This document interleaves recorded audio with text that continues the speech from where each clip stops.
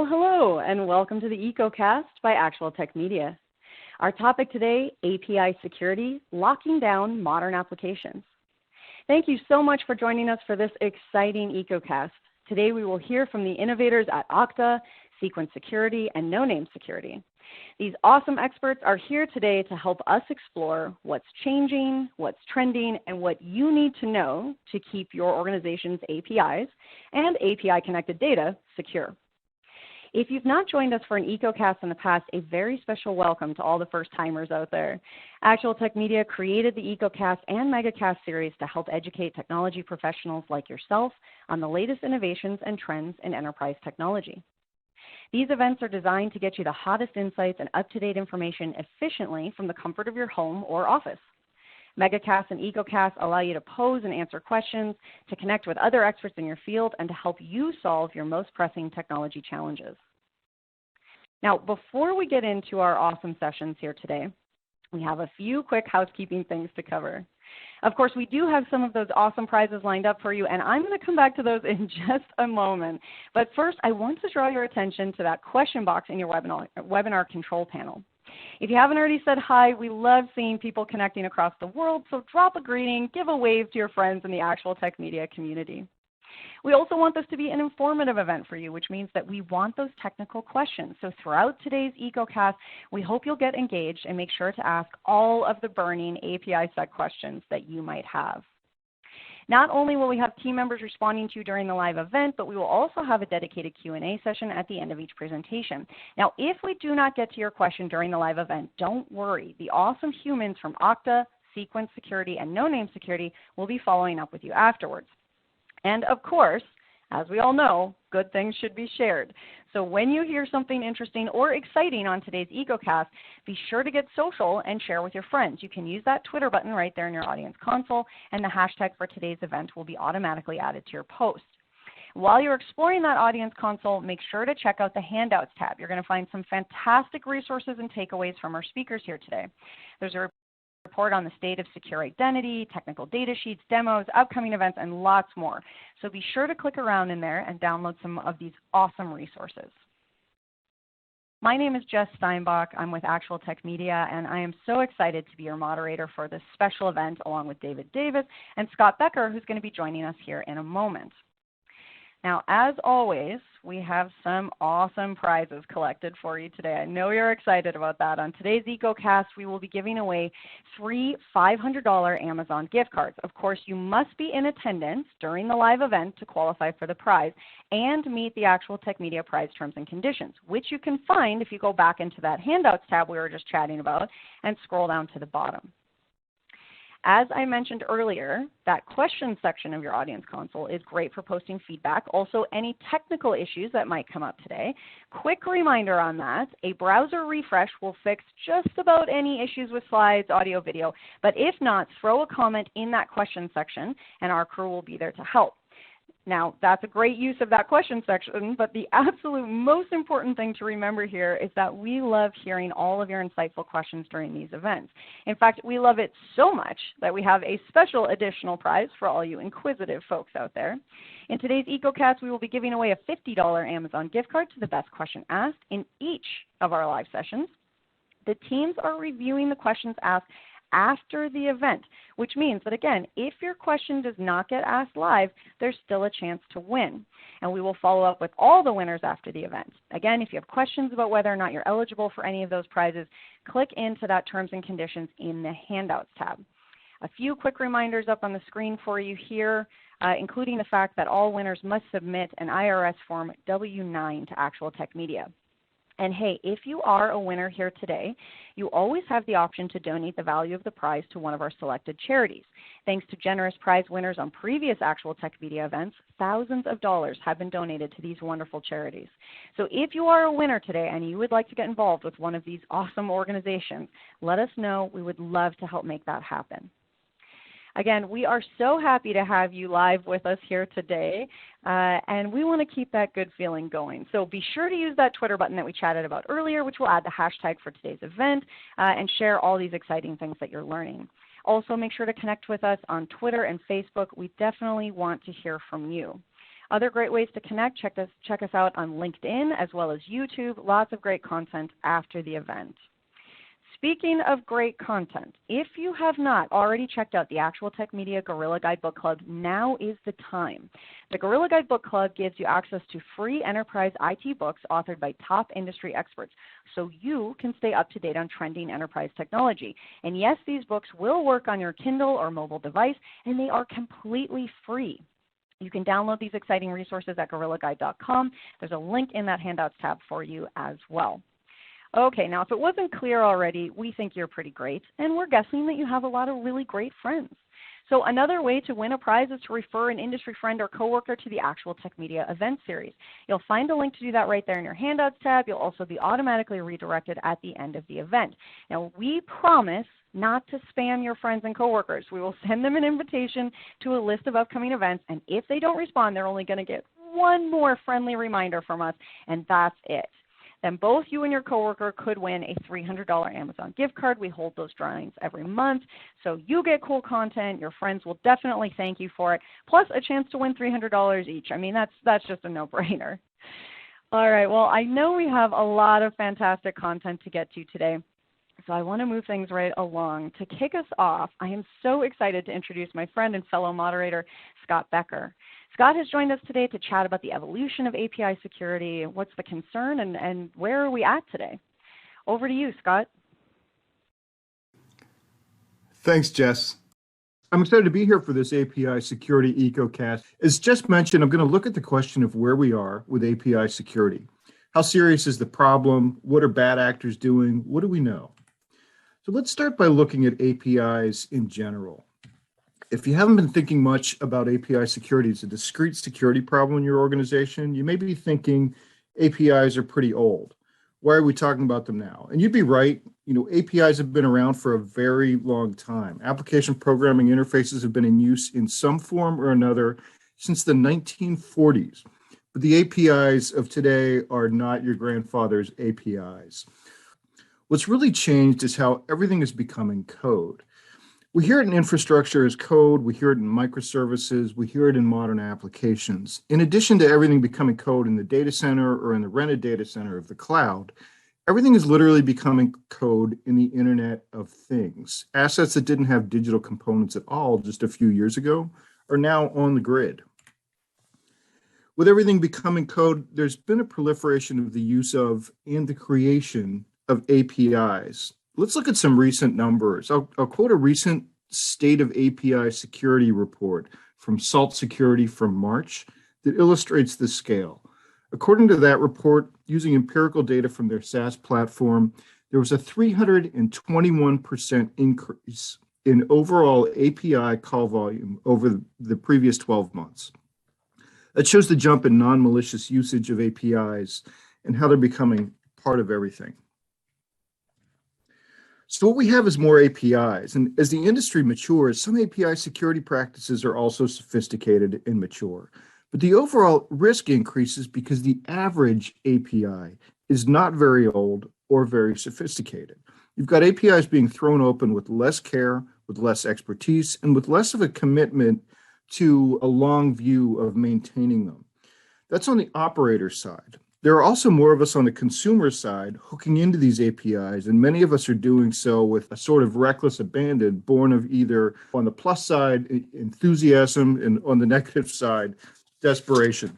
The bad guys are noticing. That same State of the API Security report that noted the 321% increase in overall API call volume, they also reported a 681% increase in attack traffic over the same period. So it's all ramping up, good usage and bad usage. So that establishes what API security refers to in 2022. Let's talk about a classical progression of an attack vector so we can frame where this iteration of API security exists. This isn't how things play out every time, and obviously things go back and forth. But I think it's a useful model to think about how issues evolve from theory to reality. So first, you have concerns about a security problem. These may appear in the text of a security expert's quote in a news article. They may be an offhand comment in a keynote at a Black Hat or RSA security conference, or the focus of a lightly attended session at one of those conferences. There may be an academic paper about it. They'll often be productized at this stage by a forward-looking vendor who sees the problem coming and believes there may be a market for a solution. Next is the exploit phase. And here we're talking proofs of concept by white hat hackers. And these tend to be slightly higher profile because they're alarming in that they're concrete. They can show up in a lot of the same places as the concerns that we just talked about, but they tend to cause a little more kinetic energy in the market because vendors are forced to respond. They're often grumbling about the hassle and the irresponsibility of disclosures.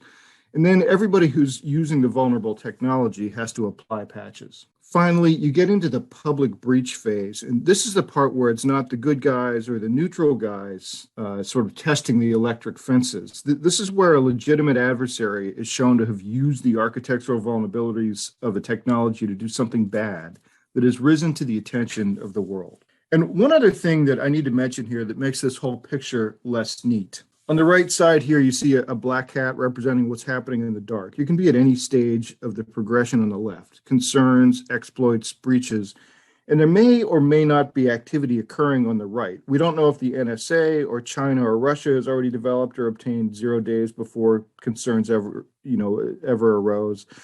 We don't know how quickly tools that automate the exploits are available to any buyer on the dark web. We don't know how many breaches may have occurred before the first known breaches took place. So let's take a look at a few of the recent high-profile API security incidents from 2021 and see if we can get a sense of where we are now. First one I'd like to talk about involved Peloton exercise bikes and leaky PII. So a security researcher and pen tester figured out how to make unauthorized requests to an API that Peloton was using for booking classes and providing workout statistics. Researcher was able to make those unauthorized requests that yielded user IDs, instructor IDs, group memberships, locations, weight, gender, and age. Thinking back to our scale, this fits as an exploit. It was done by a security researcher as a proof of concept. It was reported to the vendor, and it was patched after some missteps and confusion. Now, an Experian case is a little murkier and much more potentially financially damaging to nearly all Americans. So Experian is, of course, one of the big three consumer credit bureaus, and a security researcher, and by security researcher, in this case, I mean a college sophomore at the Rochester Institute of Technology who was shopping around online for student loan vendors. Anyway, this researcher discovered a data exposure at the website of an Experian partner. Through the site, based on an Experian API, he could look up the credit score for anyone based on the publicly available information of their name and address. And there was one slight security measure. You were supposed to know the date of birth of the person that you were looking up, but this researcher defeated that by just entering all zeros and was able to collect credit scores on people. So Experian had to fix the API, and this incident clearly fits in the exploit category, although it's certainly possible that others discovered the flaw before the RIT student and put it to nefarious use. Finally, here's one that's clearly a breach. So Parler is the social media platform that popped up as a right-wing alternative to Twitter. And in January 2021, AWS stopped hosting the platform, citing its inability to moderate content. So arguing that Parler's data was critical for the January 6th Capitol Hill investigations, some hacktivists launched a coordinated scraping campaign using APIs and other techniques to document information and user identities and user communication before the social media platform disappeared down the memory hole. So where are we with these major incidents? Peloton is clearly a classical white hat exploit. The public disclosure on Experian fits in the exploits category with a pretty high likelihood that it got breached previously by actors on the right side of this screen. And Parler clearly qualifies as a breach, given that the attackers weren't trying to show the social network vulnerabilities resulting from poor practices. They were aiming to use those vulnerabilities to grab as much PII as possible and attempt to cause negative consequences for the former users of that platform. So the highest profile incidents in API security put us in that late exploit phase, leaning into the early breach phase, which is a perfect time for an overview event like this one. We're going to hear from innovative companies that offer leading tools for improving your API security and tools that are going to help you ensure that your data is used only as you intend for it to be used. So with that, I'll turn it back to Jess.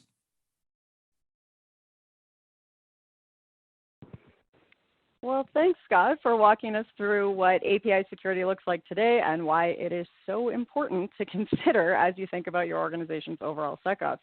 Scott and I also had a question that we wanted to ask all of you. This is your first test of the day, so let's see how awake you guys are. We want to hear, how much of a concern is API security for you? I think for some of us, this is a newer conversation. So where are you at on that scale? And the options here are hair on fire, pretty concerned, mostly just curious, and haven't decided yet. All right, well, it looks like most of us are in the pretty concerned category, so that's a good place to start. And luckily, I think we're going to get some great answers today to help address some of those concerns. I'm going to move us on to our next poll question here, because we'd like to kind of get into what your time frame is for updating existing IT solutions at your company. And in this case, what we're specifically looking for is what's your time frame for acting on any API security risks. Now, I think since we had a lot of people who are in that curious phase, it makes sense that we're kind of hitting a few of those not sures, although looks like we've got some lots of good data coming in. Okay, well, thank you to everyone who took the time to answer that. I love seeing that we've got some room to grow here. We've got a lot of unsures and curious in the audience, so that's great. That's a good place to start an EcoCast. All right, well, speaking of starting an EcoCast, it is my pleasure to introduce you to our first presenter in the EcoCast. Jamika Green-Aaron is the CISO of Auth0, product unit of Okta. Jamika, thank you so much for joining us. Now, I know our audience is pumped and ready to get started on this EcoCast, so I'm going to hand things right over to you. Hi, my name is Jamika Green-Aaron. I am the CISO of Auth0, which is a product unit of Okta. Incredibly excited to be here with you today to talk a little bit about the future of authentication for employees and customers. And we're going to dive right into this one. I'm going to do a high-level overview of what we're going to be talking about. So just a little quick dive into this quick introduction on the importance of identity-based security. We're going to talk about some of the common attack vectors that are there. We're going to look at and dispel some of the misconceptions around CIAM and consumer identity. And then we're going to talk about the ways in which we strengthen identity security. So let's dive right in. Traditional identity is going away, right? It's no longer an option. And traditional identity has created single purpose products for workforce, business, and the consumer identity space. And rarely do company needs fit into clean and separate boxes. I think we all know that. The lines between identity cases are eroding because rarely does a company only need one type. And so we're going to take Ecobee, for example. They came to Auth0 needing a versatile identity as a service solution that could handle authentication for their three classes of users. So individual consumers, commercial space owners, and then their own staff. And one of the things that the VP of technology said is that they weren't really able to find something that would be a whole package like Auth0 was. So big win for us, but even bigger win for the consumer identity space, the commercial space, as well as the staff there. So let's talk about security.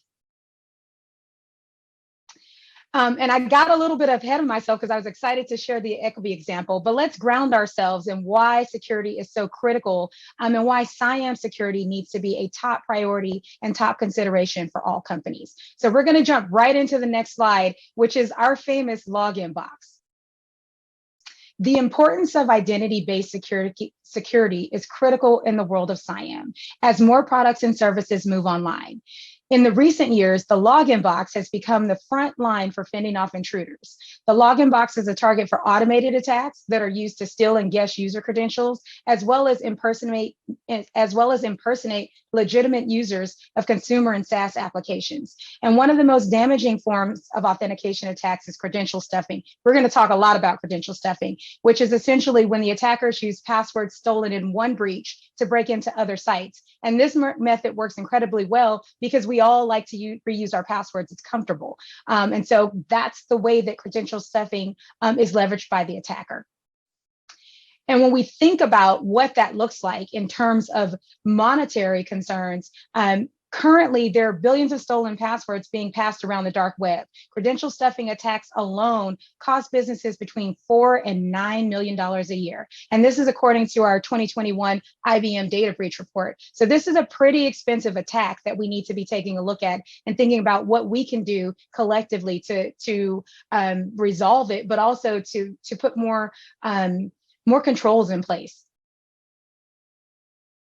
So let's talk a little bit about the attack vectors in identity systems. And in order to adequately address the unique security challenges in consumer identity and access management, we need to first take a look at the attack vectors that are commonly threatening identity systems. And what we know is that 89% of our web app attacks are caused by credential abuse. And so when we think about that, 89%, that's the vast majority, we're looking at credential abuse, so usernames and passwords. Told you we would dive into credential stuffing a little bit more. And so let's take a look at what the anatomy of what that looks like. Credential stuffing attacks involve the automated use of breached username and password pairs to fraudulently gain access to an account. Attackers obtain long lists of credentials from one breach and use bots and other automation tools to test those stolen credentials against a different website or application. At Auth0, we see traffic roughly in the 1 billion risky IP address range, and a significant portion of these are related to credential stuffing. So let's break this down in layman's terms. What is credential stuffing? Essentially, attacker goes onto the dark web. There are millions of username and password pairs that have been vetted. So we know that these username and password pairs work. They take those username and passwords pairs that they've stolen from one breach and they apply them to other breaches. So if you were taking me, for example, if you take my Jamaica at whatever.com and you've stolen that username and password pair, Jamaica will most likely use that somewhere else. They're essentially credential stuffing is taking that Jamaica at whatever.com and using it all over the web to see where I've reused that password. And so credential stuffing is pretty significant in the SIAM market because we are not enterprise identity per se. Users are allowed to use whatever username and password they'd like to access services. So credential stuffing is pretty significant and also pretty costly. We're going to move on to the next type of attack, which is the fake account creation attacks. And again, much like credential stuffing, there's some fraudulent behavior that goes on here. So let's take a look at this. In fake account creation attacks, also known as fraudulent registration attacks, a threat actor abuses the account registration process to create puppet accounts. And there are a number of motivations for doing this, but typically the most common is to defraud sign-up incentives. So gift cards, cryptocurrency tokens, airline miles, those types of things. And what does that also look like when we take a little bit of a deeper dive into that? It harms the application's provider's ability to deliver services because it exhausts the namespace of potential users, and thereby they prevent legitimate users from registering. They also gain disproportionate access to things of value. So for example, limited edition sneaker drops, new video game consoles. And this is one that probably most consumers get the most perturbed by, because you decide you want to go to a concert or you want the newest, latest, greatest thing that's come out, and you can't get a hold of it because the disproportionate access has been taken up by fraudulent actors. And then finally, spamming, disinformation, and hacktivism campaigns. They use this type of fake account creation attack by leveraging all of the credentials that they can to amplify their messages in comment threads. So fake account creation has multiple ways in which it can be delivered. All of them, depending on what service you're in, are equally damaging. And then finally, we'll move on to brute force attacks. So a brute force attack is a hacking method that uses trial and error to crack passwords. So essentially, it's the old school method. They crack passwords, login credentials, and encryption keys. It's simple and reliable, and it's a tactic for gaining unauthorized access to individual accounts, organizations, systems, and networks. The hacker or attacker tries multiple usernames and passwords, often using the computer to test a wide range of combinations until they find the correct login information.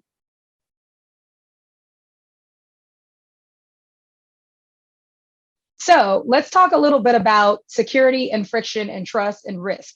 And typically, security is known to create friction and reduce risk, and in some cases, increase trust. But typically that choice has depended on the long established understanding that the right channel depends on your risk tolerance. We've been told that we had to choose between friction and risk, and how do we add additional security by not adding friction, or should we improve login and UX design and take on more risk?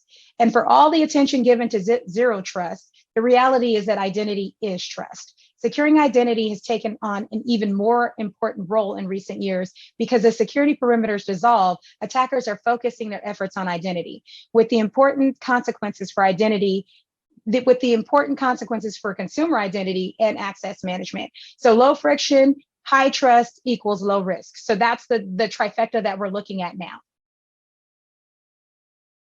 And it's a common misconception that it's impossible to simultaneously satisfy convenient security and privacy. That's just not true. We're going to dive into why that's not true. So this idea of friction, the frictionless experience falls apart with security. I think SIAM is one of the answers to that. It's one of the answers to this idea, this myth or misconception that it can't be frictionless and secure. And it's a common misconception among online businesses. And it puts your fraud prevention goals at risk. So one of the things that we want to do, I think for us, as well as any online business, is we want to keep all of our goals in place. We want to keep the user's data secure. We want to keep all the data secure. We want to make sure that we don't add too much frictions. And we want to make sure that we remove the blockers that allow us not to develop the frictionless experience. And so it doesn't have to be this way. 77% of businesses are prioritizing delivery of frictionless over the 58% that stop fraud. So we want to make sure that we have a solution that does both. We want to reduce friction. We want to make it so that the consumer can log in very easily, but we also want to protect the users and their data. And then for the designers and the developers and admins who make these digital experiences happen, there's constant tension between securing information, protecting private data, and making things convenient for users. And historically, companies have been forced to prioritize the compromise between these priorities. We believe this is a false choice. This tension only exists because this is the way infrastructures and systems have historically been designed, but it doesn't have to be this way. Through innovation, it is possible to strengthen all three areas with a single solution. And biometric authentication, which is one of my personal favorites, is a great example. We believe that companies can succeed in the next 5 years and meet the ever-growing expectations of security, privacy, and convenience.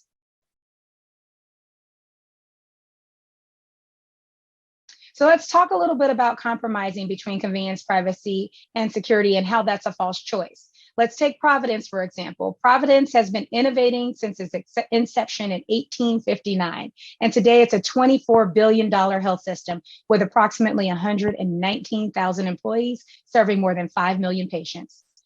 They are patient-first healthcare organizations, and they needed an effective consumer-facing digital strategy to create a seamless patient experience. But while trying to be patient first, they have to navigate HIPAA compliance, a myriad of federal and state laws governing patient data, and the EMR systems that must comply with the newly passed ONC's 21st Century Cures Act.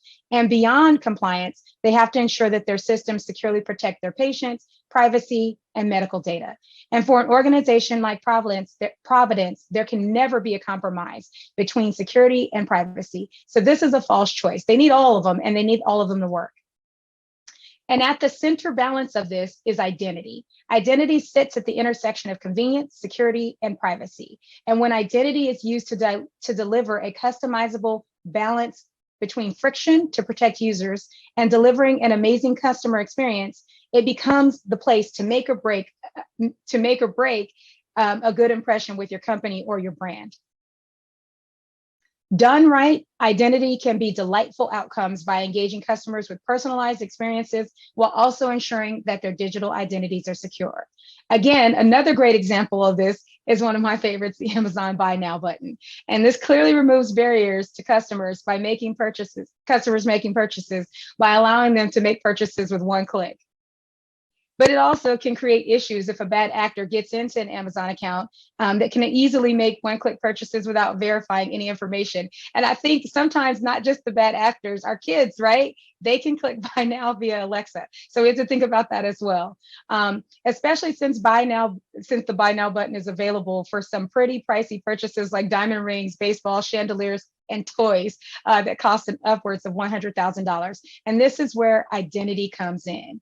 It uses the identity context of a device like an IP address, location, location information to create an intelligent and secure customer user experience.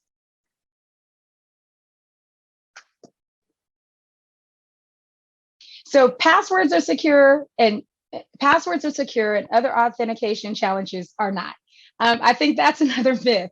And we've been talking a lot about this idea that the world is going passwordless, right? And so this idea that passwords are secure and authentication challenges are not, this is false. This is a misconception. When we think about this idea of secure by design and this idea of building security on, we have to think about this idea that username and passwords won't remain secure forever. They haven't already. We've talked about tons of compromises to the username and passwords. And so we've got to look at other authentication challenges like adaptive auth to help us mitigate that. And so let's move on to the next slide and let's talk a little bit about this. So the login box hasn't changed for years. And we pulled a stat from ebook on the oldest version of the login experience. And as consumers, we've grown accustomed to this experience over time. We've become programmed to think that it's the most secure form of authentication. And unfortunately, we've been tricked into, number one, a false sense of security based upon the flawed premise that passwords are secure. And number two, a perception that anything lacking a password is intrinsically secure. This just isn't true, couldn't be further from the truth, and we have a ton of data to support this. Let's take a look at that. Hackers aren't hacking anymore, they're logging in. So when you look at these numbers, 89% of our web application breaches are caused by passwords, $6 million in credential stuffing attacks, and the average number of passwords per person is 100. So large attack space. In this next slide, we look at these default passwords, right? We're looking at this idea that this is a traditional password. It's username and password or email address and password. The newest in SIAM, what we're doing is we're defining more than just that. We're looking at IP addresses. We're saying, okay, here's your email address. And you know what? Doesn't look like you're at your home network, and we can tell from either geolocation or from IP addresses. You're not at home. So we're going to adapt this authentication for you. We're going to send you another method. That can be SMS, that can be fingerprint or face, so biometrics, that can be username, that can be password. So what can you actually do? So in today's digital world, users express a digital identity in numerous ways. An individual user may have a digital identity across an ever-growing list of client or devices and applications. So when we think about our digital identity, we have an identity that is maybe username, password, and a token for our work computer. We have identities that we use to log into medical applications like those that Providence owns. We have identities that allow us to log into our devices, our cell phones. And organizations can use identity parameters to build trust and minimize risk while also minimizing friction, leveraging all of these devices and applications that we have available to us, and also improving the user experience, conversion, and help drive growth objectives.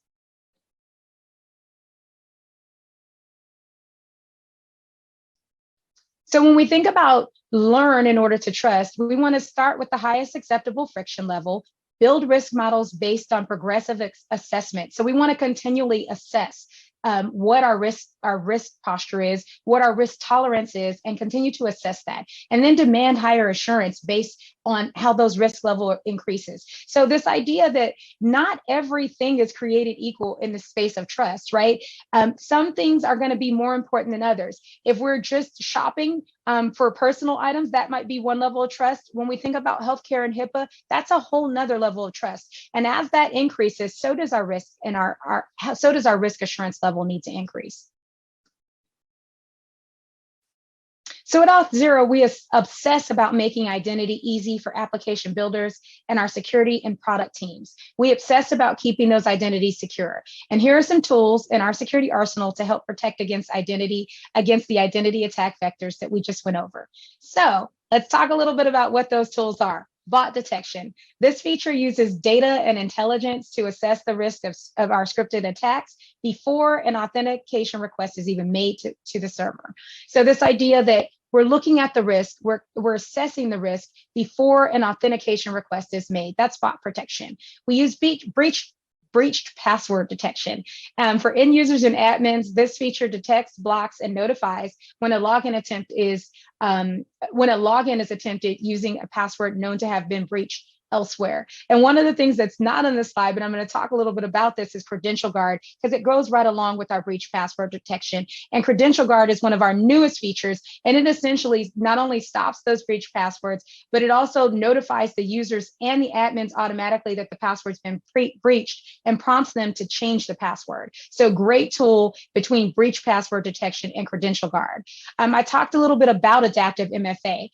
This allows you to define policies that require additional levels of authentication for every login. And when the risk is high or based on your own business rules. So it's going to adapt. I talked a little bit about this in the previous slides. It's going to adapt based on where the user is, if they're in a public location or not, based on their IP address, and just a few other factors that it's looking at behind the scenes to make sure that if there's high risk or you have business rules in place, their multi-factor authentication is going to adapt to the user and add additional factors of authentication.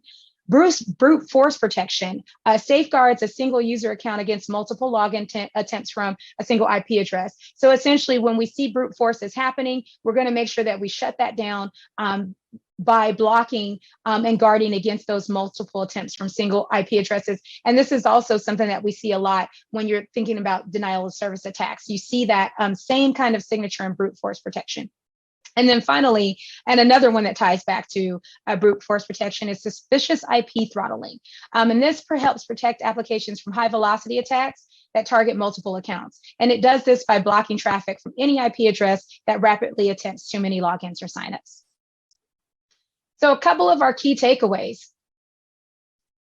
You have to continue to challenge the status quo. Businesses, we need to prioritize delivering amazing customer experience by making them more secure. And we have to challenge the idea that you can't have both. Friction and risk and trust, they go together, they're partners, they're co-conspirators, as I like to say. And so we have to challenge the status quo that we can't do all three things together, all of the things together. We need to continue to work to innovate, to make sure that we create an amazing user experience while also creating a secure environment. We need to balance security in the UX. And so we can provide secure, frictionless experience by offering our customers options. And then also, look, we can help you. Okta and Auth0, we have the expertise to help you along the journey from workforce identity to enterprise identity to customer identity. We have a whole suite of tools, applications on-prem, as well as in the SaaS environment to help make sure that we create the kind of environment for our employees, our customers, our consumers, and our customers' customers that is secure, that builds trust, and that allows for a frictionless experience while being secure. I want to say thank you so much for your time today. It's been incredible. I love talking about security. I love talking about credentials and breach passwords and all the things that CISOs really love. And so it's been great talking to you. I hope that you will take a look at some of our products, but more than look at our products, be thinking about your customers and your consumers. We have a responsibility to protect them, protect their privacy, their data, and earn their trust. And so I hope that you'll think about us when you're looking at those suite of products that can do just that.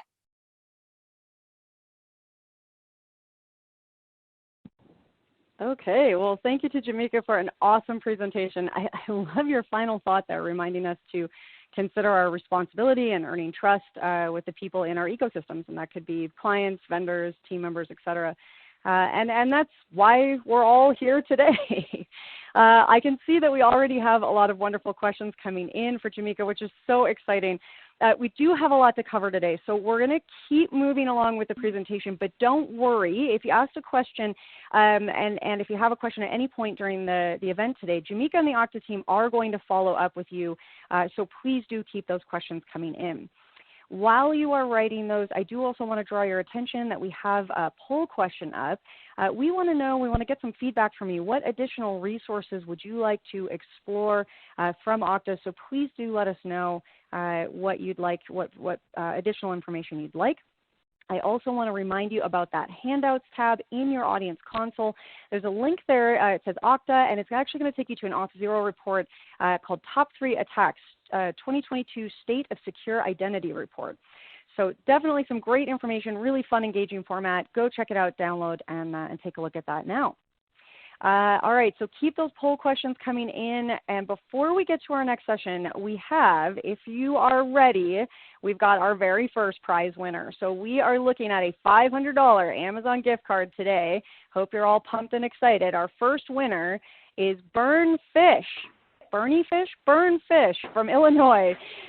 Congratulations to Burn or Bernie Fish of Illinois. As always, we will be in touch about claiming your prize after the event.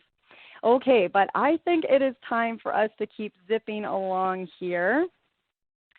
Up next, we are so excited to introduce Matt Kyle, Director of Product Marketing at Sequence Security. Thanks for being here with us today, Matt. The floor is yours. Thanks very much, everyone, and thanks for being here. Yes, my name is Matt Kyle. I'm with Sequence Security.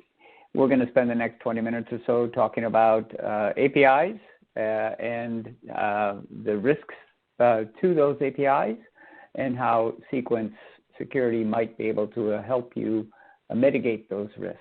So let's get started. A little bit about Sequence Security. We are approaching the API security problem with a prevention-first approach. And I say that because many of the tools that you're going to read about and hear about are approaching it from the development side of things, which is great.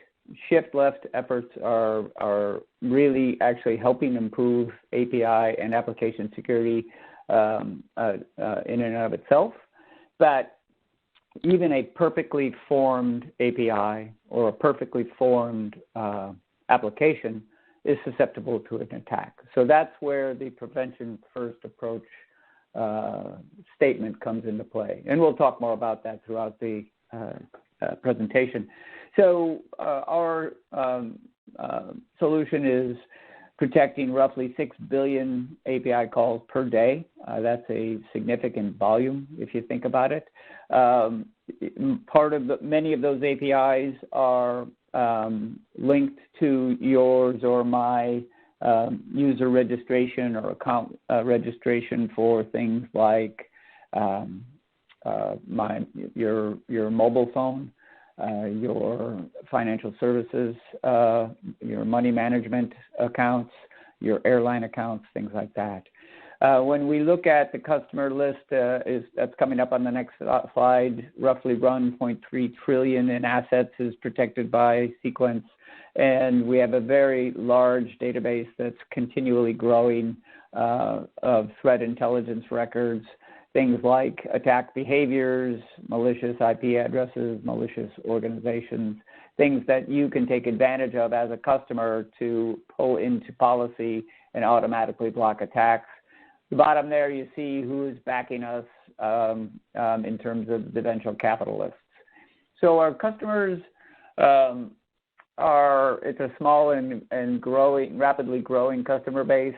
You'll see them listed here. These are some logos that are very, very, what's the word I'm looking for?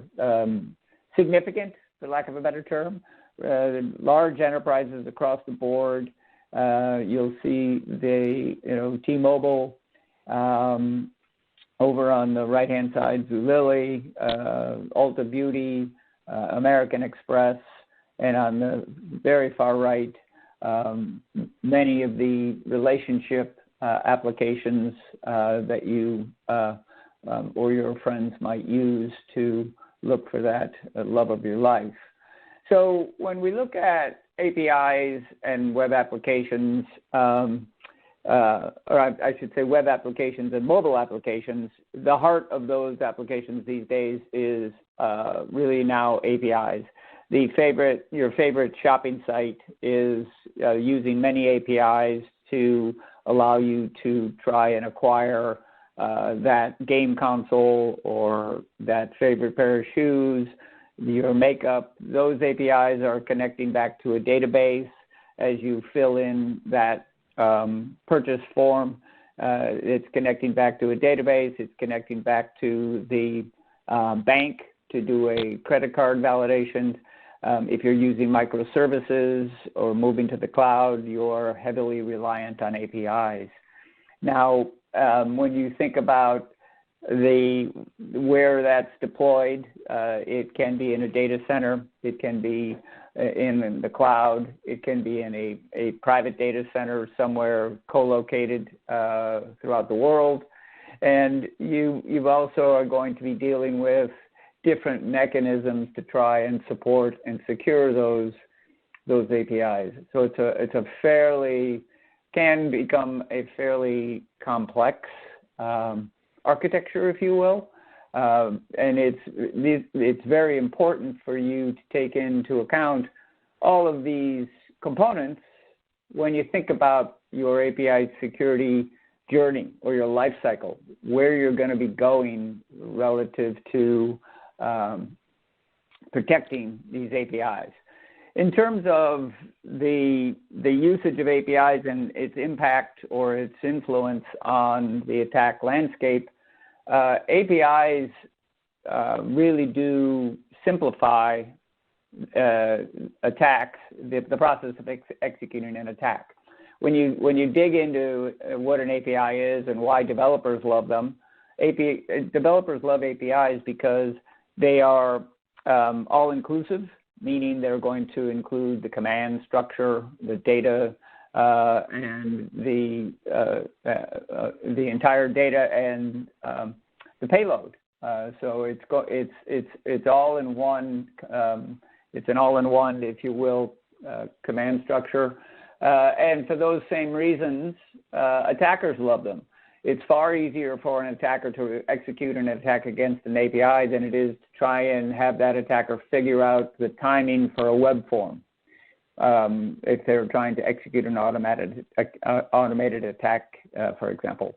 So when we took a look at the last 6 months of 2021, we found that out of 21 billion API calls, 21 billion application requests, 70%, or 14 billion of those requests were API-based.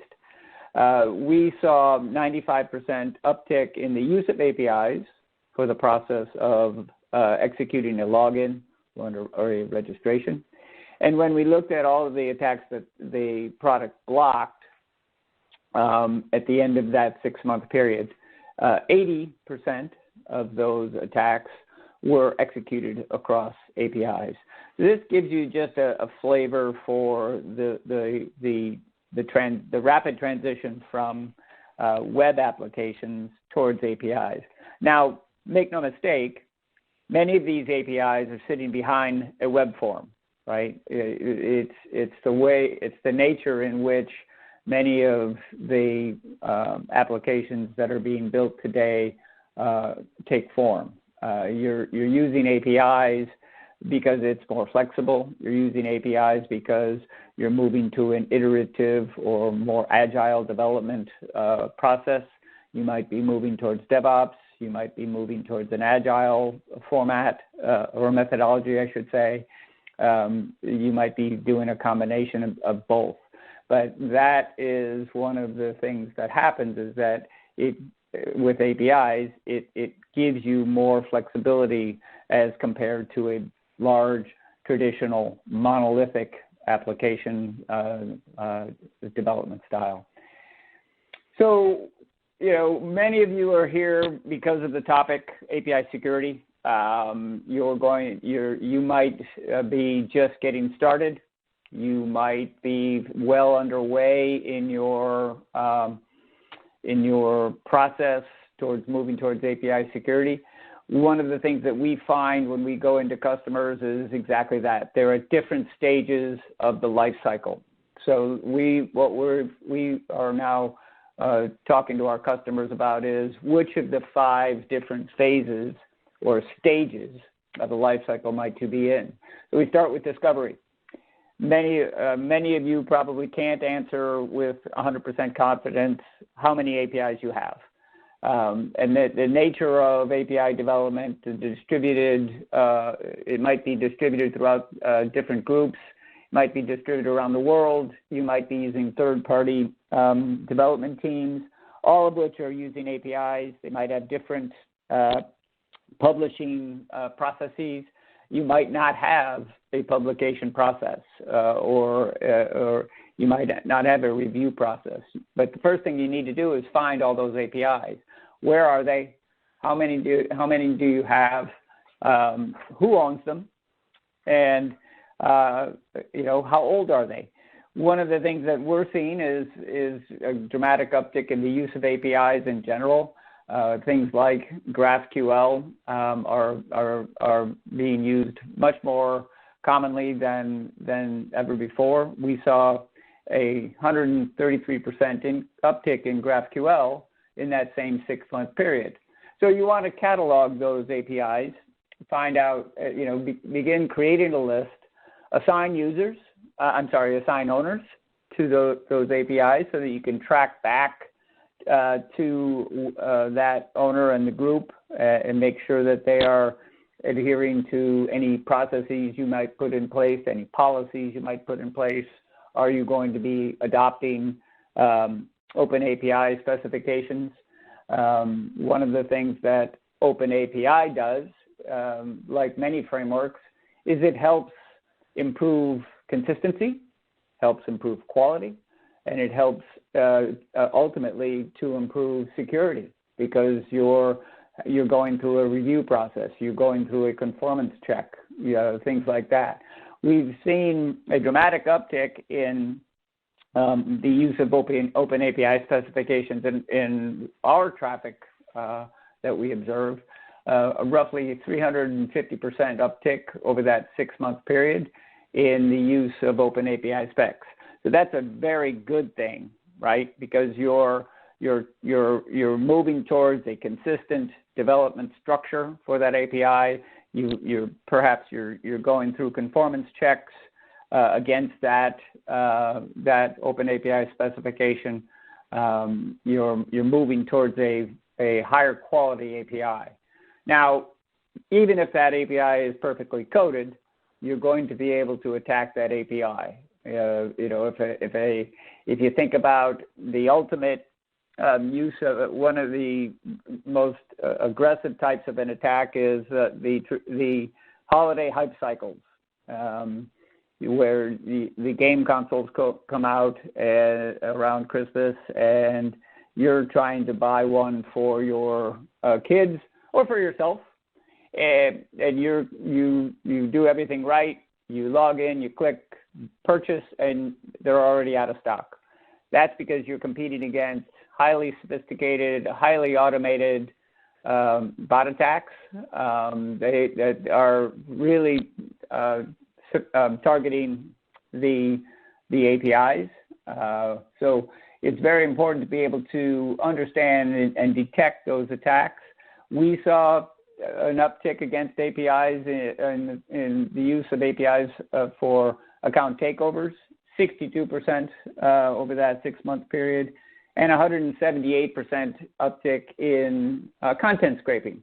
Content scraping is used by attackers to prepare for the second series of an attack. It's commonly used in retail shopping bots. They're going to scrape the content, find out where those products are, find out when they're going to be released, and then they can execute their attack. Now, what do you do when you detect that attack? You need to be able to natively block that attack. Take those findings and take action, right? You want to be able to not have to rely on forwarding those signals to a third party, like a WAF or an IPS or a firewall, because that causes delay. That just is another link in the chain that might break. You want to be able to quickly react in line and block that attack. You might rate limit that attack. You might geofence it, blocking traffic from different countries that you might not do business with. Or you might send a deceptive response back to the attacker. The purpose therein is to exert a certain level of control over that attacker and their behavior. You're giving them the sense that they are successful, yet in reality they aren't.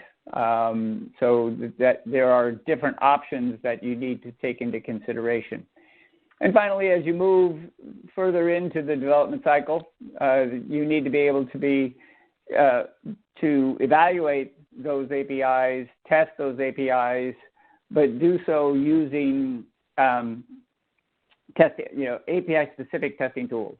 The traditional web application testing tools, there are many of them that are out there, are very helpful, but they don't actually go as far as you might like them to go in terms of testing APIs. APIs are a different animal, if you will, than a web application. This on the right-hand side, the API testing is really all about that improvement of development, the improvement of quality, and improvement of security before the APIs are published. So how can we help? We can help pretty much in any one of those cycles. Any one of those stages. Discovery, brand new product in early release right now called API Spider. It is a tool that doesn't require any traffic redirect, any agents to be installed. You give us a top-level domain like acme.com, and we will run a test against that domain, giving you a full report on all of the exposed resources, those that you know about and those that you don't know about. And the value here is it gives you a view of what an attacker might see if they are probing or doing reconnaissance on your website looking for a target. It's proven to be very valuable in our customer base in the early release stage that it's in. It can also be used for testing capabilities. Again, you can run Spider against your domains to see which APIs might be out there, which APIs might be exposing your organization to certain types of risks. API Sentinel takes an inside-out view, whereas Spider takes an outside-in view. API Sentinel sees everything that's inside, allows you to categorize APIs based on risk, predefined risk assessment rules, as well as customizable risk assessment rules, allows you to see and detect attacks and execute blocking mechanisms or blocking responses, I should say, or any type of a response, as I described earlier, against those attacks. And bot defense is where we came from. So we started life as a bot defense product. So we are not shy about that. We don't require the use of JavaScript or an SDK to collect the telemetry. We built the product assuming that APIs were the way that most organizations were going to create their applications. And so we took an API-first approach to bot defense, so we can protect both APIs and web applications against malicious bots. So each one of these can be licensed separately, or it can be licensed as a platform in and of itself.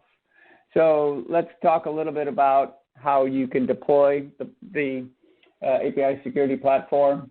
So a couple of different options. We have a SaaS-based license model that allows you to begin analyzing traffic with a simple traffic redirect. There's a different deployment model where there's an inline approach where we deploy a lightweight agent in front of or integrated with your proxy, your load balancer, your CDN, or your microservices controller. And you can, the third option is through REST APIs. Each one of these can be deployed in the public cloud as a SaaS offering or in your data center. One of the big values of being able to deploy components of it or complete all of it in the data center is data privacy.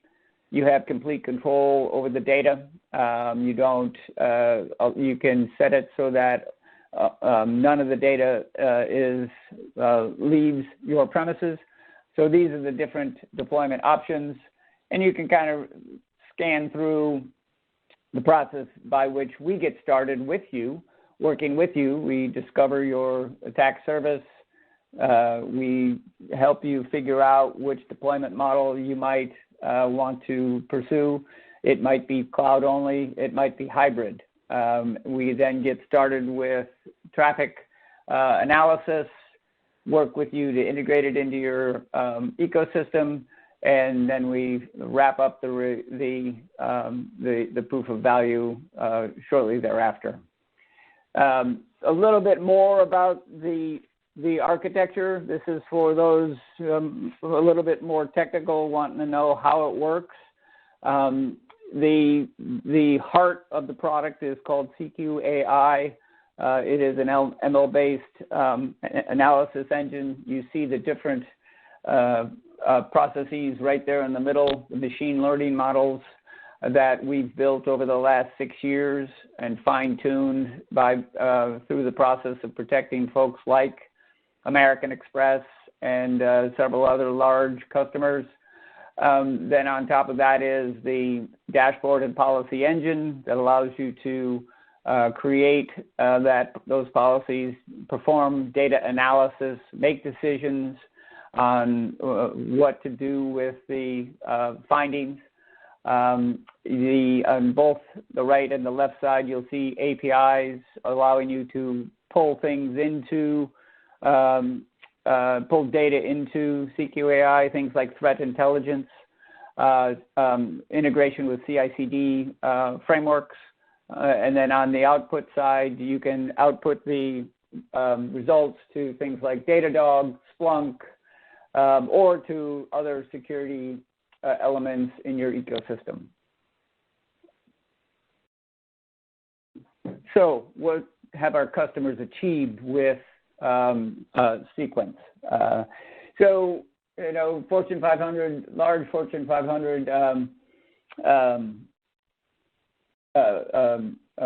luxury cosmetics achieved a $1.7 million savings by blocking bot attacks. These savings are things like the bandwidth savings, the cloud savings, the storage savings, and just the overall time that it takes to respond to the bot attacks. 8,000 APIs identified in a telecom customer in a very short period of time. The previous offering had taken over a year, and they had only onboarded a couple hundred APIs. So very fast time to value. We identified some sensitive data leakage at a financial services company, helping them avoid compliance violations that might have resulted in significant fines. Helping our relationship customers prevent romance scams. Romance scams, average cost of a romance scam to the unfortunate soul is $12,000 lost. So we're helping get rid of those folks and protect those looking for a relationship, protect them from romance scams. And then retail fraud customer saved roughly $75,000 over a few-week period by stopping a very aggressive gift card attack. So we're getting close to the wrapping up the presentation. So you've seen the operational savings and the benefits. You're going to hear probably a very similar story from several other vendors today. So why us? 6 reasons. Very rapid time to deployment. We talked a little bit about the deployment options. We're probably, I think that we are the only vendor of those API security offerings that you see out there that can be deployed quickly, number one, and number two, we can be deployed solely as a SaaS offering. So we are helping you manage that environment. We can be deployed in the cloud, where it's your cloud. So and we can help you manage that, but you are the owner and the manager of that cloud environment. We can deploy it in the data center. Obviously, you own the data center. Or you can be deployed in a combination of all three. We do have customers that are using all three options. So we can get you up and running very quickly. Very large threat intelligence database. We've been doing this, like I said, for 6 years. We've been collecting that information, the behaviors, the malicious infrastructure, the malicious organizations for 6 years, and we haven't discarded that information. So we have probably the largest threat database of the API security offerings that you're going to hear about today that can be used and taken advantage of to prevent attacks. Data privacy. I mentioned this already. So deployed in the data center means that you're not going to let data go out. But even in the product itself, you can configure what data you want to be analyzed. You can configure the product to automatically mask that sensitive data. And you can then configure that. You can also configure encryption. So very powerful data privacy capabilities here. Scalability. We have several customers that are processing 1 billion plus transactions per day. So we've gone through the pain of building a scalable offering, and over the last 6 years, so we are able to really help you analyze a large volume of APIs. Native mitigation is something that we built into the product. That goes all the way back to slide number 2, where I talked about prevention first. So we take this approach where we think that even though a perfectly coded API is out there, it too can be attacked. And a wide range of API-based integrations that ensure that you're not locked into any one particular offering, any one particular vendor. All right, we are wrapping up now. So, wrapping up, all of you are here because you're interested in the topic of API security. You're all going to be at a different phase or a different stage of the API security or life cycle that we talked about. First things you really need to know are how many you have and where they are. Is there sensitive data being exposed? Are your developers practicing authentication best practices, ensuring that authentication is enabled and built into the API? Are your developers conforming to API specifications? If not, you can flag them and move them in that direction. And can you prevent attacks natively in real time? So those are the questions that you'll want to ask yourself. You can grab the data sheet that we have loaded into the ATM, the EcoCast portal, or you can also sign up to get a API assessment from one of our security experts at sequence.ai/demo. And there we go. Can hand it over to the moderator and we can answer some questions. Thank you so much, Matt. That was awesome. It's such a great presentation. I actually also really appreciate the walkthrough of the API security lifestyle cycle. I think there was a lot of great suggestions in there for the audience, especially we have a lot of people that are just starting to explore this. And actually, Matt, you did the right thing. You've put up our next poll question for us. So please do take a minute now. Send us your feedback. Let us know what else you want to learn about the Sequence security solution. Okay, so I know we're very short on time, Matt. I'm going to ask you a few quick questions. You ready? You bet. Okay. Yes. This Yes, one coming in. You're ready, locked and loaded. I think this one actually comes up quite a bit when we talk about API security. Larry's wondering about, his company has a bit of a smaller footprint. So can we talk about those small and medium business and whether or not this is still a solution that would work for them? Yes, I think it's still a solution that would work for him. The product is licensed on a tiered-based approach. We license it based on the number of API transactions we are going to be analyzing. So if you have a website, for example, that's built on APIs, but you're only interested in analyzing those that are supporting your purchasing process or your shopping application, we would license the product based on the number of those APIs that we would be analyzing from that perspective. So yes, it can be scaled to a medium-sized organization just as easily as it can scale to the larger organizations you saw on the slide early in the presentation. Awesome. Okay.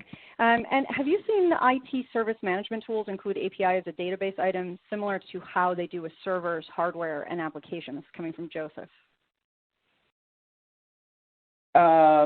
We're starting to see that. I think that the IT and security teams are becoming more and more involved in the API security process. Traditionally, and this is one of the historical challenges that we're trying to correct. Traditionally, historically, developers were given free reign of those APIs. So security teams are out there trying to protect the entire organization's estate, and there are APIs being pushed out without security teams becoming aware. The inventory tracking capability is and our buyers are traditionally the IT and security teams that are buying it with assistance from the development team. So long-winded answer to the question, but yes, we're starting to see that happen, the API database being tracked by the overall IT team. Perfect. I wish we could keep going, Matt, but we are a little bit over time here. So I'm just going to ask you to wrap up. If you could, you sort of mentioned this right at the end of the presentation, but just remind folks at home, if they want to get started with Sequence Security, what is their first step? What's the best thing to do to reach out? Reach out to, well, you can drop us a note here and we'll collect that information, or you can also hit the website sequence.ai/demo. Awesome. I love that. Well, a big thank you again to Matt for being here to chat with us today, and to everyone who filled out the poll question. That was great. Thank you so much, Matt. Thanks, everyone. Bye-bye. All right. Well, if you're looking for any more information right away, do head on over to that handout section. You can download the Sequence Security data sheet. It's awesome. Go check that out. It's got a lot of the same information, just in some further detail, so you can dig into that. And as Matt mentioned, you can message in the questions box as well, and all of that will go to Sequence Security, and they can follow up with you if you have something specific you'd like to look into. All right. Well, look at that. It is time for another prize drawing. So we have another $500 Amazon gift card that we will be giving away. Get excited. This is going to David Steinmetz of California. David Steinmetz of California. Congratulations, David. As always, we will be in touch about claiming your prize after the event. But for now, we have already come to our last session of the day. And don't worry, folks, we are ending with a bang. For our final session, In today's EcoCast event, we will be hearing from Aner Marag, VP of Technology at No Name Security. Aner, I know you have a ton of awesome information to dig into with us today, so I'm going to hand the mic over to you. Thank you. Hello, everyone. My name is Aner. I'm a VP of Technology, No Name Security, and we're here today to discuss the challenges first of API security and what that means for you. Later on, we're going to touch point on how No Name approach API security and what special benefits the No Name product brings to the table. And then we can discuss a little bit of what you can do starting today in your organization to improve the shape of API security starting tomorrow morning. So let's define the challenge. And the important thing about API security is that the huge challenges that comes with it start because major changes have occurred throughout the last couple of years. So there are 4 major changes, and the first one is the sensitivity. So while originally APIs have been used for low-level changes for applications, configurations, settings, so that was nothing too interesting. But these days, APIs are being used for any type of control or data exchange. It can be anything from controlling the speed of a nuclear centrifuge, a reactor, or transferring millions of dollars, accessing sensitive information through mobile applications and so on. The second thing is greater sprawl. So the more an organization can have easily tens of thousands of APIs across 3 cloud environments and a data center, and each of those will probably use different gateways, and it's nearly impossible for an organization to know where all these APIs are being routed, what risk do they expose to the organization. Now, the third one, and it's a tricky one. So it's really unique to APIs that APIs vulnerabilities are very much hidden and are very, very difficult to spot. So the fact that most vulnerabilities are business logic flaws, you need to have an understanding of what is a good or normal behavior for an API in order to effectively find what is a bad behavior. So for this, you'll have to use machine learning and AI to determine the good behavior, to determine the baseline, and only then you can determine what is a bad behavior on these APIs, what is unexpected. So the fourth one would be, and it's a critical one, it's ease of exploitation. And I'll start with an example. So while in order to hack an endpoint or a mobile device running a bank's application, and by then manipulate the behavior of the application and perform rogue fund transactions, for example, the hacker would need years of experience in the cybersecurity space, reversing, hacking, bug exploitation techniques.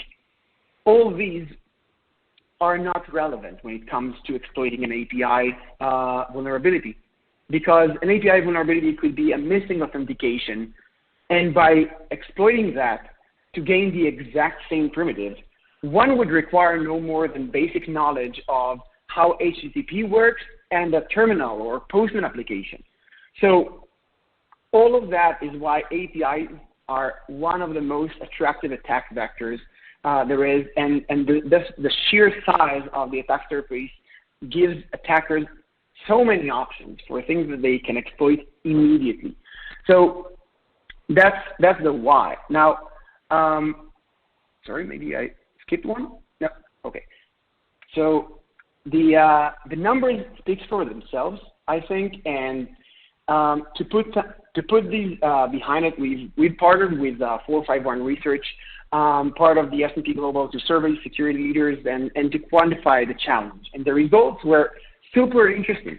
So to give you just a few stats, companies use tens of thousands of APIs, and the average company in the survey had more than 15,000 APIs in use, more than doubling over the past 12 months. And companies with over 10K employees had even more than 25K APIs. So API security incidents, we know they're becoming common, but how common? So 41% of the survey respondents had an API security incident in the last 12 months. So 63% of those noted that the incident involved a data breach or data loss.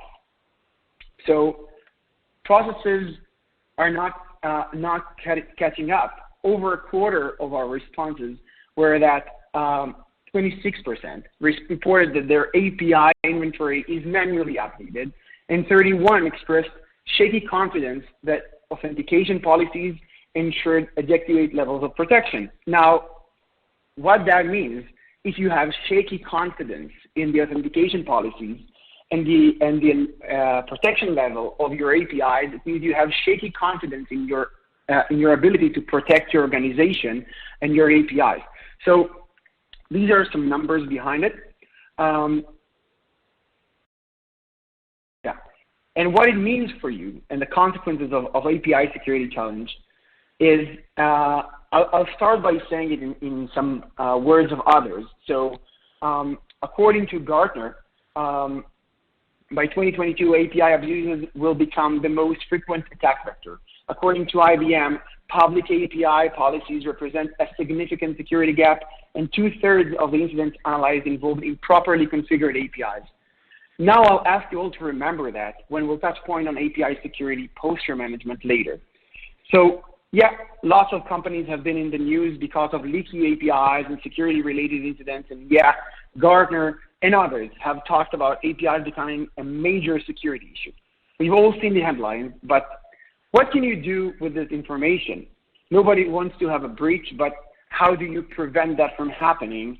Now, we'll have a look at API security from an operational perspective.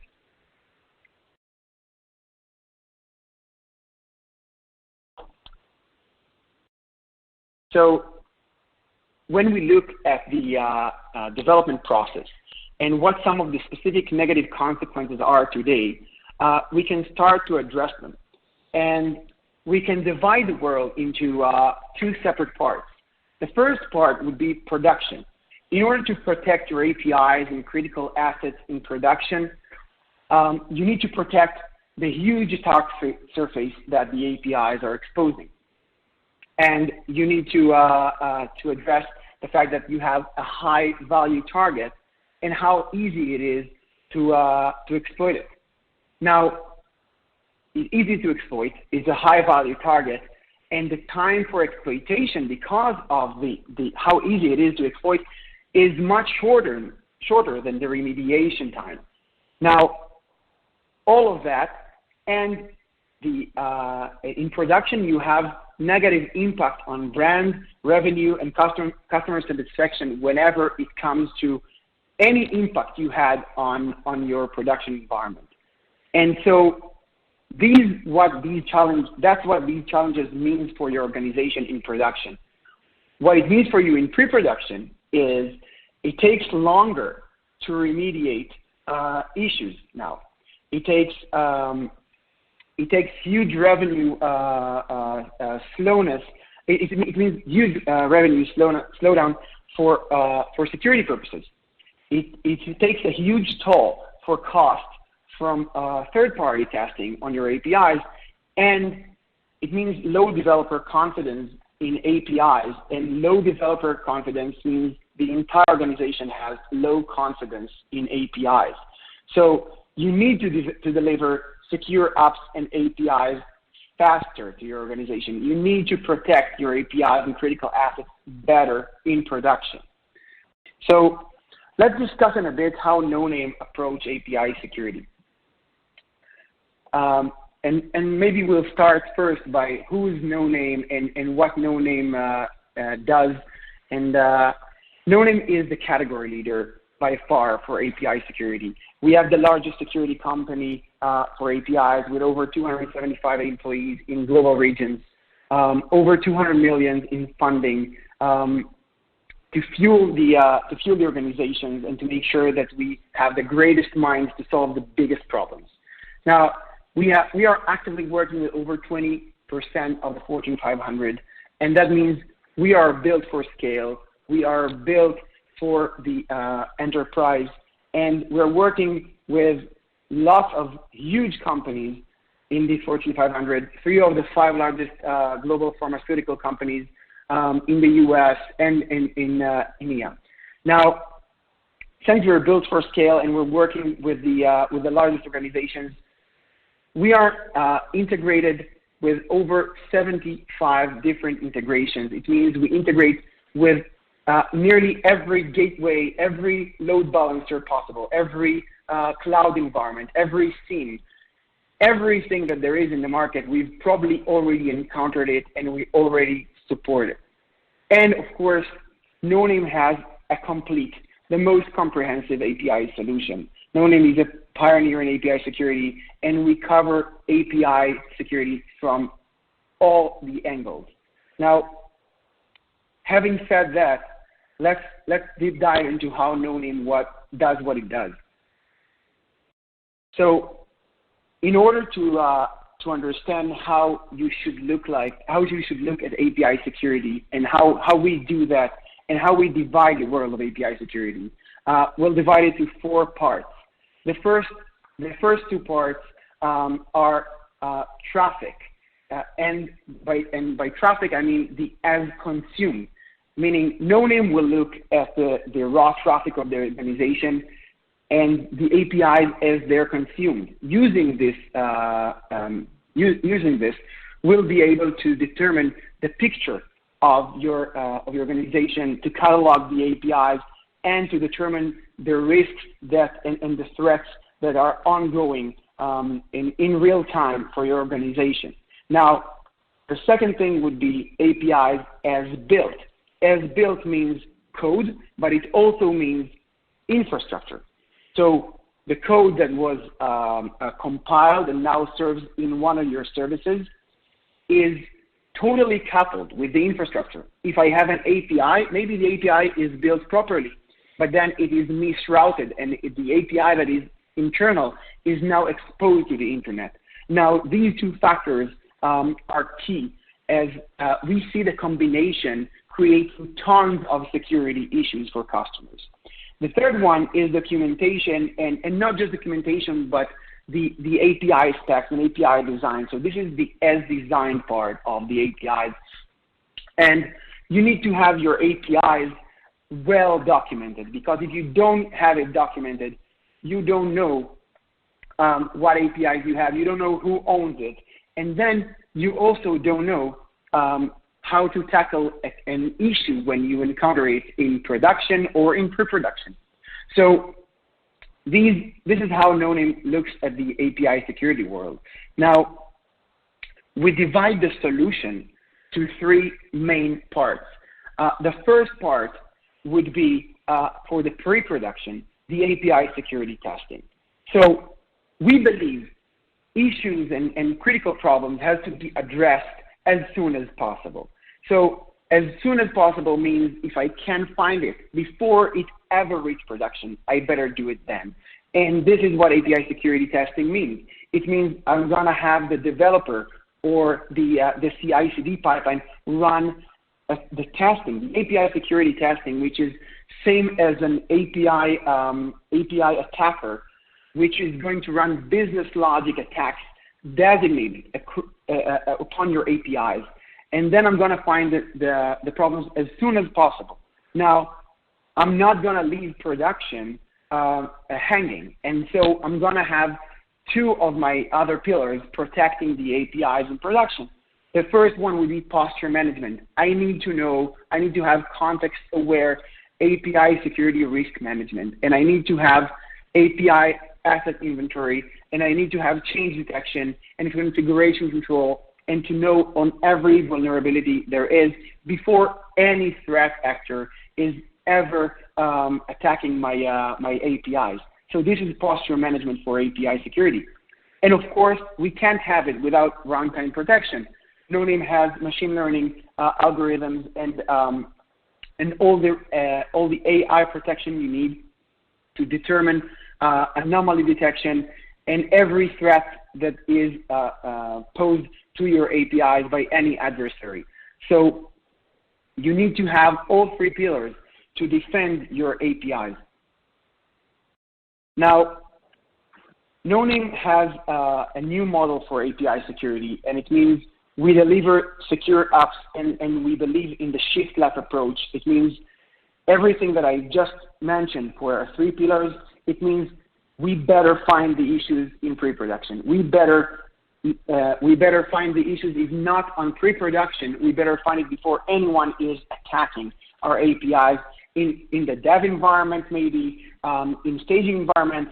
But then, of course, we must have the runtime protection as well. So what can you do starting today?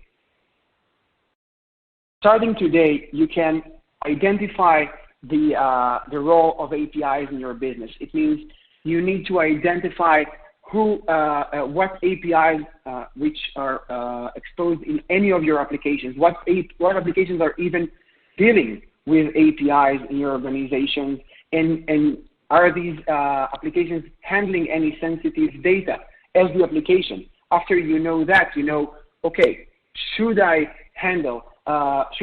approach these applications first? Now, you need to identify who are the security owners for API security today. Sometimes it's the application security teams. Sometimes it's the IT security. Every organization is slightly different, but you need to identify who is the owner. So when time comes, you know who you need to who needs to take responsibility for the tools, who need to make sure that the organization is adopting API security. You need to evaluate the current controls. So hopefully you already have a WAF in place. You already have existing solutions for managing your APIs, such an API gateway. But even if you have that, you still need something added to that, and that's the API security solution, which will allow you to have the best security for your APIs, and to make sure that you have API security throughout the software development lifecycle, all the way from code commit in your development, in your R&D organization, all the way to production. And of course, you need to implement scalable processes and technology in your organization. It means you need to have API security solution which is embedded within your current infrastructure, that is working with your existing workflows. And it means you need to have a scalable process for adopting API security throughout your organization. So it means we need to have, if we already have free cloud environments, we need to make sure that we cover all three cloud environments, and that this API security solution that we choose, that it escorts the API security across all of our cloud environments, across the entire life cycle.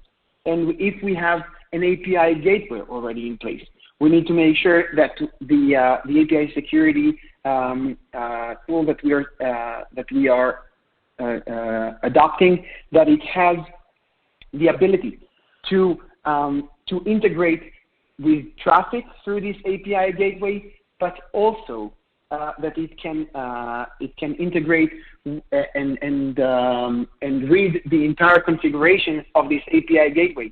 Sometimes a misconfiguration on the API gateway can expose a vulnerability that no one ever thought of when designing the API. So those are the next steps when it comes to your organization. Now, few more words about No Name here. So No Name can help you address each of the phases of adopting API security in your organization. As I've mentioned, we are actively working with 20% of the Fortune 500 companies. We are built for scale. Every process along the way is built to work with huge organizations and to escort the organization through their life cycle, from development through post-trade management on their lower environments and on their production environments, and to make sure that API security is adopted, the current controls are in place, and that's what No Name does, and that's what it does best. So now we'll go to the questions part, and thank you all for listening.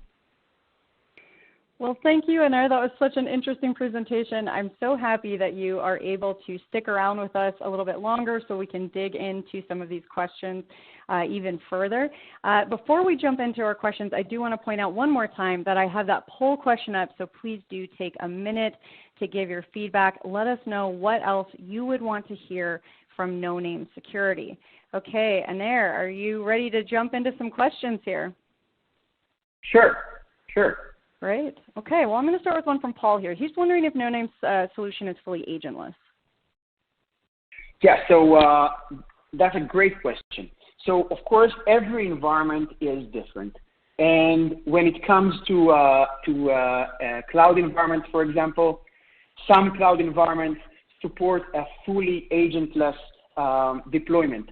Some cloud environments cloud environments, I'm not meaning a cloud provider, but I mean a specific implementation of a cloud deployment of an organization through a cloud environment. So some organizations is supporting a fully agentless solution. Some cloud environments encourage agent-based solutions because they prefer it this way. So No Name itself, No Name has a variety of solutions, and I can tell you that for each of the cloud environments, we have sometimes over 5 or 6 different types of integration for every cloud environment, as an example.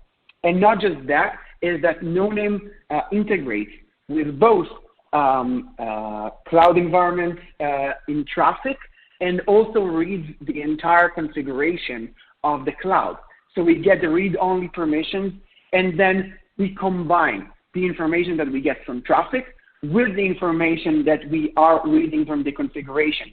This way, we can allow a full visibility into your cloud environment, into the way your APIs are deployed. So we're doing it in whatever way is suitable for the organization, whether it is agentless or agent-based. But we're doing it in the way that it suits your organization. On that note, actually, we've had a couple of questions today about how things can fit to different size companies. You mentioned specifically large enterprise companies. Can you talk a little bit about how this might work for somebody who's at a smaller organization?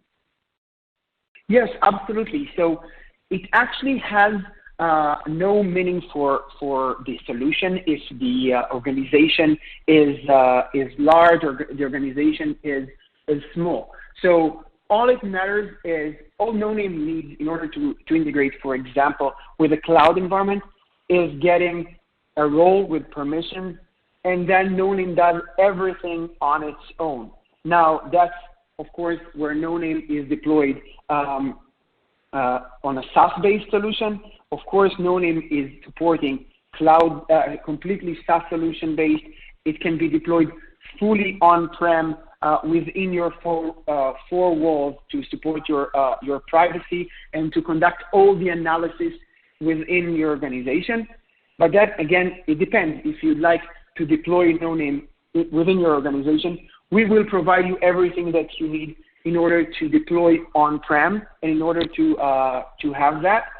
But then again, you need to do that as an organization, even if No Name will provide everything.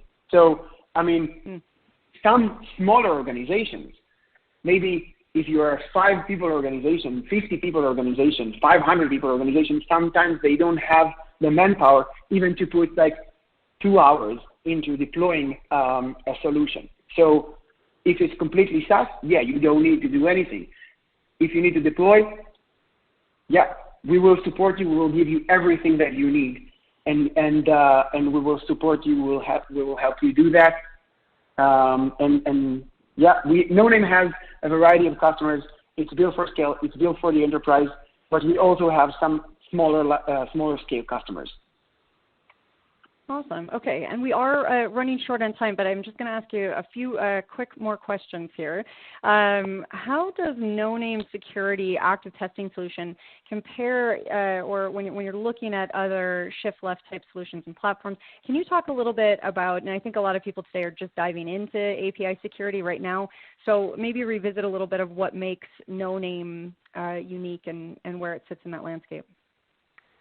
Yeah, absolutely. So NoName has a unique approach for API security, and the product is the most comprehensive product in the market, since it has the three legs of, or the three pillars for the API security in NoName are combined.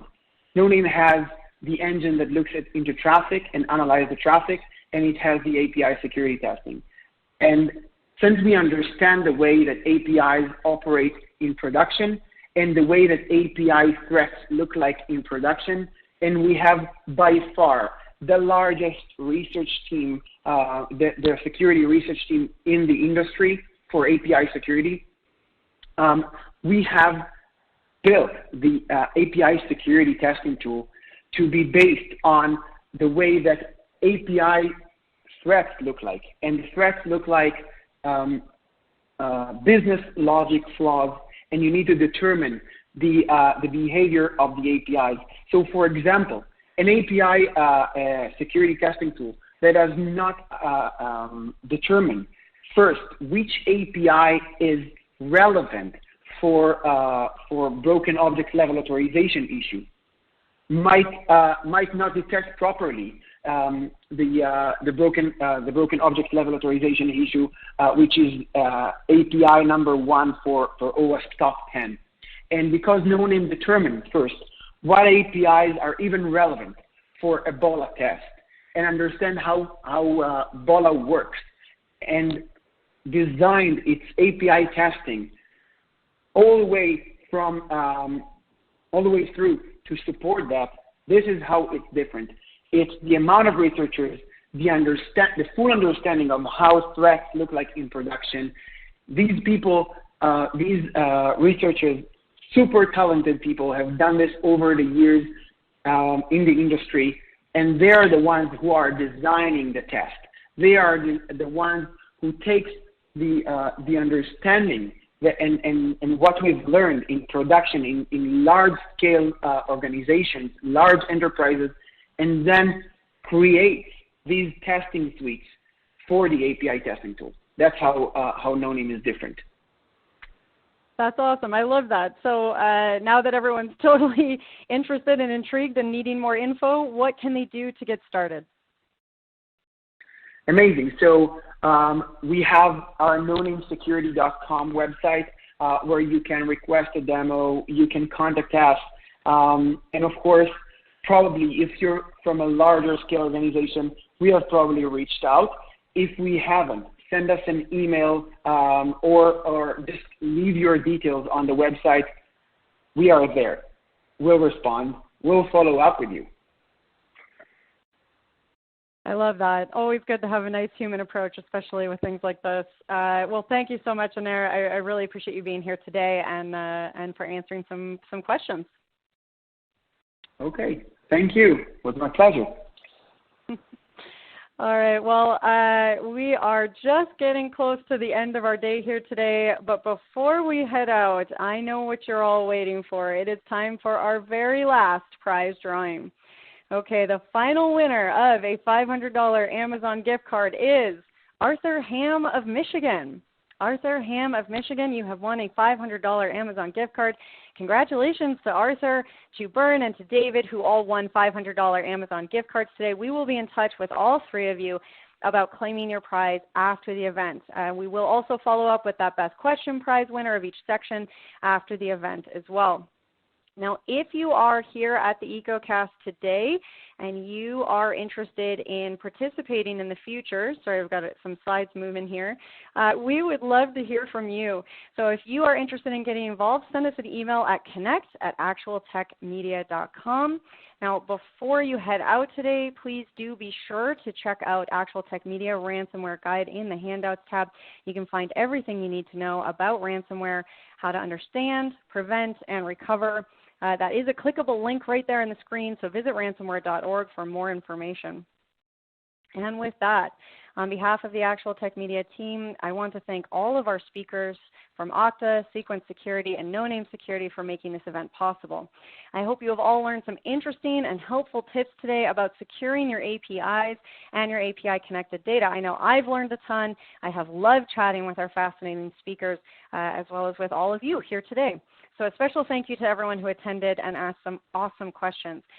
Don't forget to check out Actual Tech Media events portal for some great upcoming events. And hey, come join us this week at our MegaCast Best Practice Series, Creating and Implementing a Data Protection Strategy and Disaster Recovery Plan. That is something that is good to talk about in advance, so come put that on your calendar this Thursday, 12 p.m. Eastern, that's 9 a.m. Pacific.